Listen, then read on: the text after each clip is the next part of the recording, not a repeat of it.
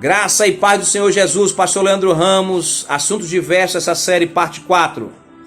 Vamos para o vídeo agora da continuação. Nós estávamos lendo o pensamento de W.B. Goodbay e nós vamos continuar o seu pensamento. Nós vamos recomeçar. Ele falou, esse pregador entusiasmado do século XIX, disse o seguinte, sobre 1 Coríntios capítulo 1, versículo 1 e 2, leia.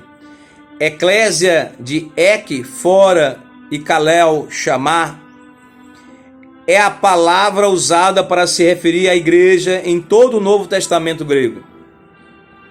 Quem não se lembra dessa definição ficará perplexo com a ideia de uma igreja distanciada pelo igrejismo, pela religiosidade dos dias atuais, totalmente oposta à eclésia do Novo Testamento. Formada apenas pelas almas chamadas do mundo e separadas para Deus. Assim sendo, todas as igrejas mundanas que fazem concessões não passam de falsificações de Satanás. A eclésia é a gloriosa igreja dos primogênitos, do derradeiro, sem mácula nem ruga. Os seus membros não se aglomeram nela. Em vez disso, pela intervenção sobrenatural, aleluia, do Espírito Santo, eles nascem nela. Essa igreja não é mundana, pois a própria palavra grega, eclésia, significa ser chamado para fora do mundo, enquanto agiadizo, isto é, santificar-se, significa tirar o mundo de dentro de você, é forte. Portanto, todos os membros do corpo de Cristo no Novo Testamento têm uma dupla razão para não serem mundanos. A primeira delas é que eles saíram do mundo, o qual abandonaram o mundo, e a outra é o fato de o mundo ter sido retirado de dentro deles. Existe então um duplo divórcio com o mundo, que a igreja casou com Jesus. Jesus é o cordeiro, a igreja é noiva de Jesus. Um duplo divórcio entre os cristãos e o mundo. Divorcie-se da Babilônia. Case com Jesus. Apresente a sua família. A igreja, chamados para fora, é para sair da quatro, não é para ser desigrejado, não confunda. Você precisa se congregar na comunhão, no partir do pão, como a igreja de Atos dos Apóstolos. Você precisa ter uma liderança espiritual, isso é bíblico. Isso é bíblico.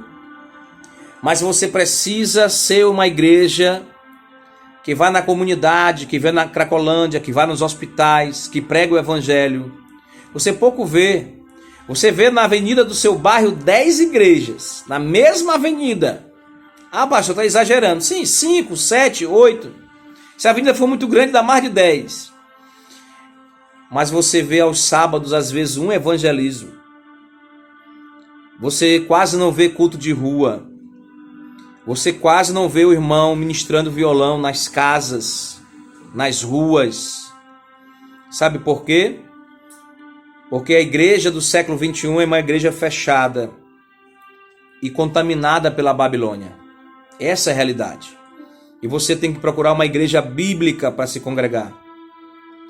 Você tem que procurar um pastor de verdade para se congregar. Quem é esse pastor? Sou eu? É tu? Não, você vai orar a Deus e vai buscar o Espírito Santo de Deus e vai divorciar-se da Babilônia. Você vai se divorciar da Babilônia. Atos capítulo 8, versículo 1 está escrito: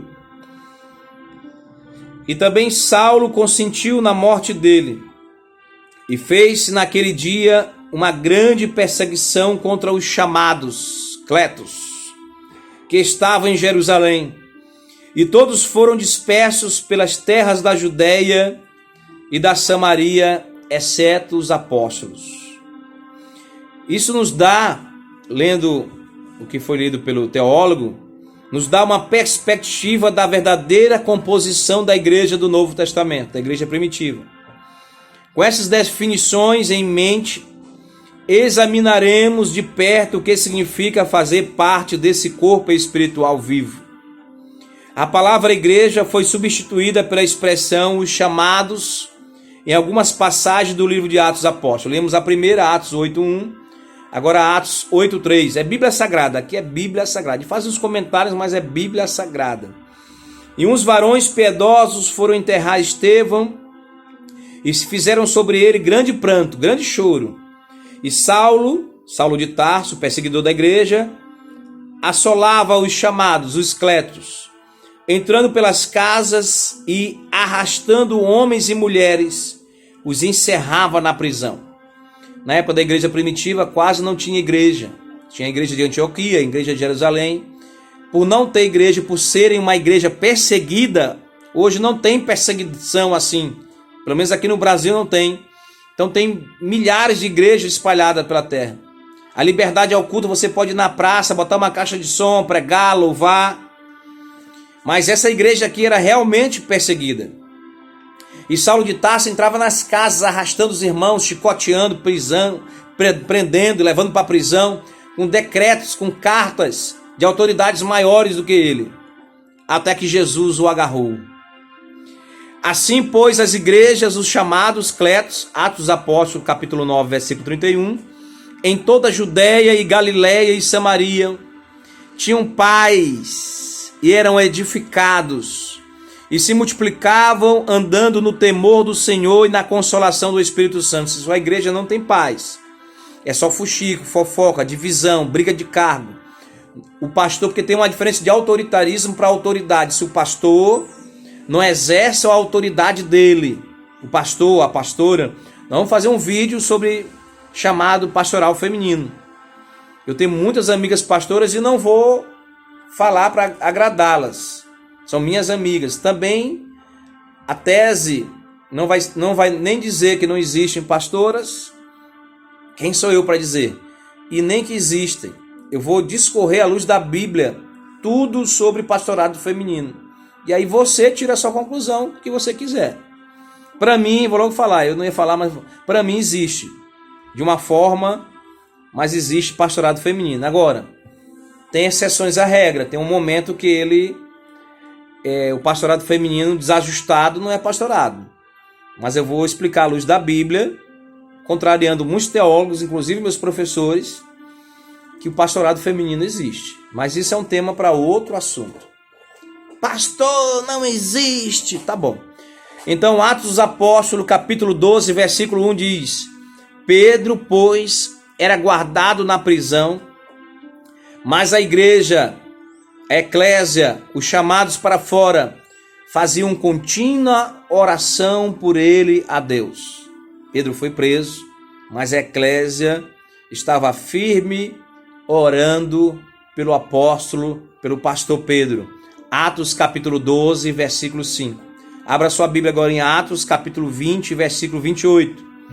Olhai, pois, por vós e por todo o rebanho, sobre que o Espírito Santo vos constituiu bispos, para apacentardes a igreja, os chamados, que ele resgatou com seu próprio sangue. Deus, Jesus, o Espírito Santo, encarnado na cruz do Calvário, 100% Deus, 100% homem, eu gosto dessa expressão, para derrubar os heréticos, morreu, derramou seu sangue carmesim, ressuscitou o terceiro dia e pagou com seu próprio sangue o chamado dessa igreja. A igreja de Jesus Cristo nasceu de maneira extraordinária e as conversões foram profundas e marcantes, o nascer de novo. O antes e o depois da salvação eram muito diferentes. Os convertidos sabiam da perseguição e da possibilidade de serem mortos. Você consegue perceber como a igreja primitiva se destacava dos não salvos ao seu redor?